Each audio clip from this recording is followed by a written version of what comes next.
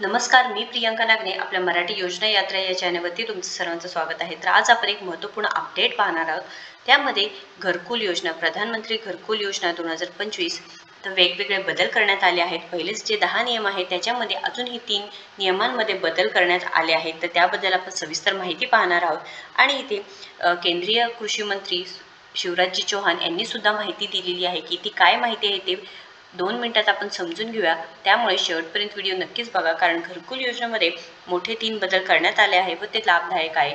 जे अर्ज करणार आहेत किंवा जे लाभार्थी आहेत त्यांच्यासाठी नक्कीच हे फायद्याचं असणार आहे. त्यामुळे नक्कीच संपूर्ण व्हिडिओ बघा आणि चॅनलवरती नवीन असाल तर नक्कीच आपल्या चॅनलला सबस्क्राईब करून घ्या. चला तर जी सविस्तर माहिती आहे ते पाहून घेऊयात. और सर्वे में सुन लो, 3 चीजें और बदली हमने। नंबर 1, पहले एक नियम था कि जिसकी आमदनी 10,000 से ज्यादा हो हर महीना उसको मकान नहीं मिलेगा।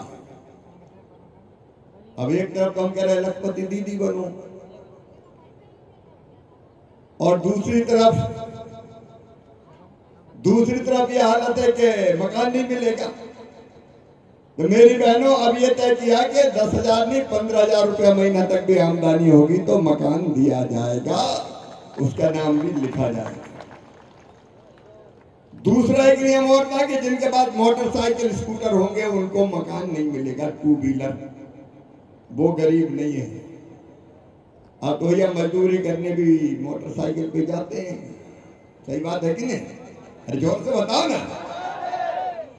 तो हमका मोटरसाइकिल वालों का छोड़ो, इनके मकान बनने दो, ठीक है ना? तो उनके मकान भी बनेंगे। और तीसरी बात और, 2.5 एकड़ तक सिंचित जमीन और 5 एकड़ तक असिंचित जमीन वाले किसानों के भी मकान बनाए जाएंगे। अब कहां ज्यादा बची? 1.5 एकड़, 2 एकड़, 2.5 एकड़, मुश्किल से गुजारा चल रहा है। तो ये 3 बड़े परिवर्तन किए हैं। आता आपण जो व्हिडिओ पाहिला त्यामध्ये स्पष्टपणे सांगण्यात आले आहेत की 3 बदल आहेत. त्यामध्ये पहिला बदल म्हणजे 10,000 रुपयेवरून 15,000 रुपयेपर्यंत महिना उत्पन्न असेल तरी अशाही लाभार्थ्यांना लाभ मिळणार आहे.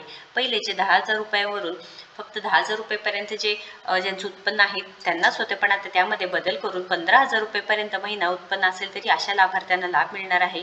दुसरा बदल महत्त्वाचा म्हणजे स्कूटर किंवा मोटरसायकल तुमच्याकडे असेल नावावरती तरी सुद्धा अशा लाभार्थ्यांना लाभ मिळणार आहे.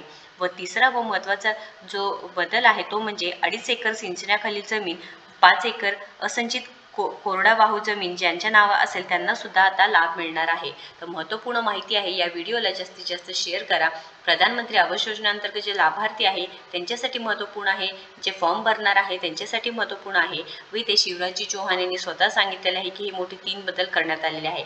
या व्हिडिओला जास्तीत जास्त शेअर करा. आपल्या चॅनलला नक्कीच सबस्क्राईब करा. धन्यवाद.